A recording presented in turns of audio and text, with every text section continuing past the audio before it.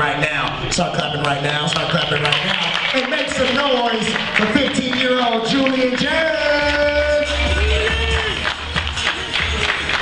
That was the first time Quincy introduced me without one backhanded compliment, so that was nice. Okay.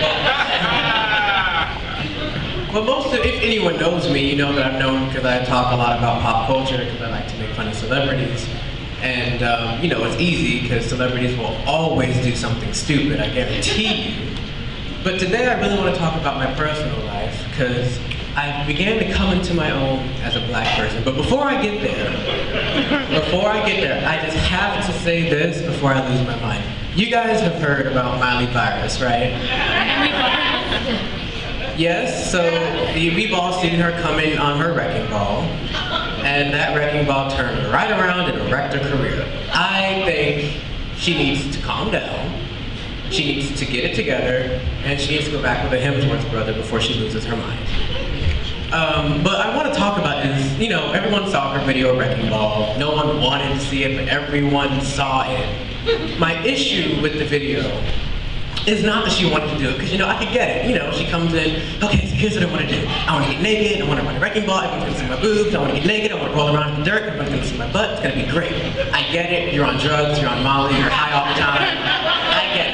I get that that is what you want to do. My issue now is that she said that to somebody, and the person she said it to said, okay, great, let's do it. Like, no! You can't endorse this. Like, endorsing Miley Cyrus producing her own videos is like hiring Casey Anthony to be your nanny. Like, you can't do that. You can't, like, that is literally like asking, like, that's like having the first, like, intergalactic pilot be Stevie Wonder. Like, that doesn't make any sense. Why are you gonna put this much power in an idiot? Like, didn't we learn when we elected Bush twice? Like, we can't put power in the hands of an idiot.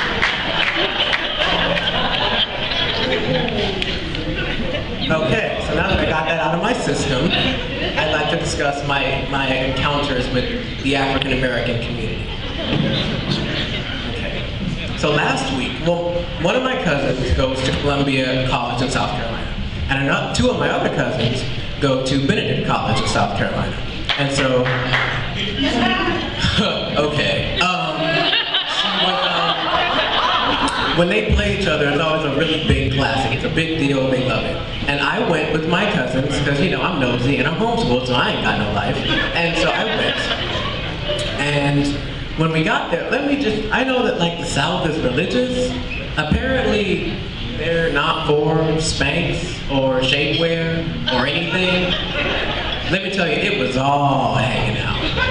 And I guess the men over there like it. I don't know why, but I mean, I get it. Curves are beautiful, but wrap that sucker up.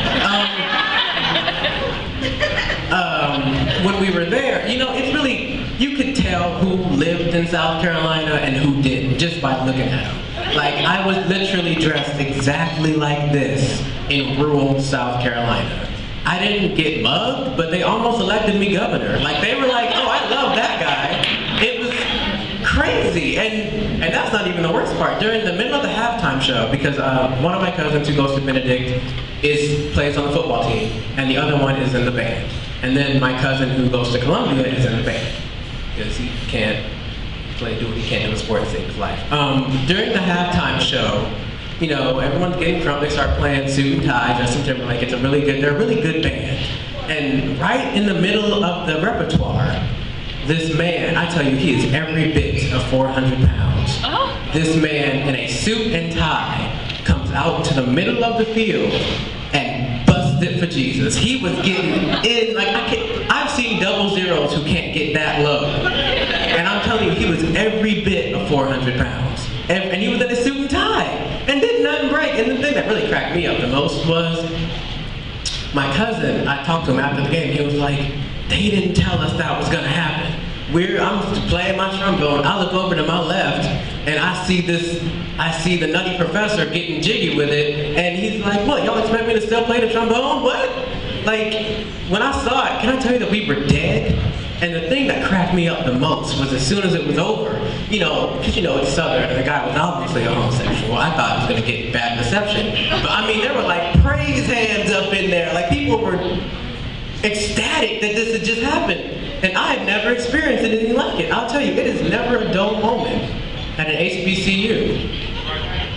That was my first encounter. Let me tell you about last night. The HBCU Queens competition was last night, and my father is on the panel of judges, so I went with him.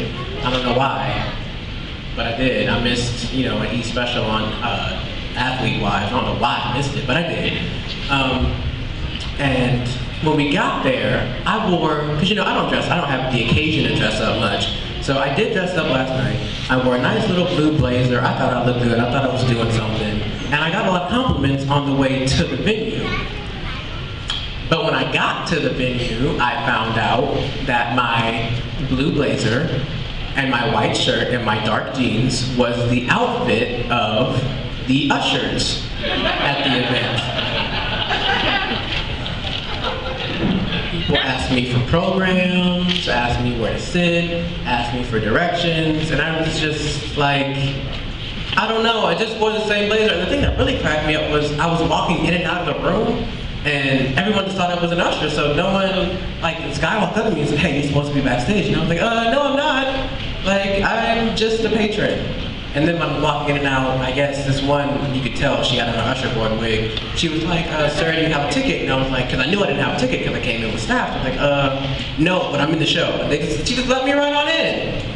It was nothing like I've ever experienced. But that wasn't even the crazy part of the night.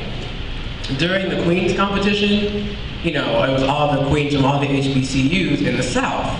Well, I mean, I guess, yeah, anyway. And they were all there. Everyone looked pretty. And I guess, you know, because there was a Benedict Queen and there was a Columbia Queen, and let me tell you, not one single pair of Spanx. They really just don't do it there. Like they really just don't believe in shapewear. And they were the biggest women there, so you'd think someone would have said, you know, here, try to do. But nope, not even. And I love black people because I am myself black, but let me tell you something. If someone puts God in a sentence, they go crazy. During the Q&A, everyone was going up there and doing their, you know, giving their best, and this one girl walks up, and she clearly was not prepared for the question. What did she say? Something about, would you allow something to go down in your house? And she looked at the crowd, she looked at the question, she looked at the crowd, and she said, well, when you ask me if I would allow this to go down in my house, I would have to tell you, it's not my house, it's God's house. And whatever he wants me to do is what I will do. And the crowd went crazy. Like they were like I have never seen anything like it. I was like, she didn't even answer the question. I mean, she did a pretty little dance around the question, but she didn't answer the question. And so, and the crowd was hype. Like, cause you know, the two biggest colleges there were Fisk and Bowie University, and Clark was pretty, as Rashida says, too much, turned to the max. They were there and they were just doing the most. And, you know, like I said, it's opened my eyes to the HBCU. I'm still not going to one, but it has opened my eyes to the HBCU community. And that is an experience that I would trade for almost everything else. Thank you guys, you were great.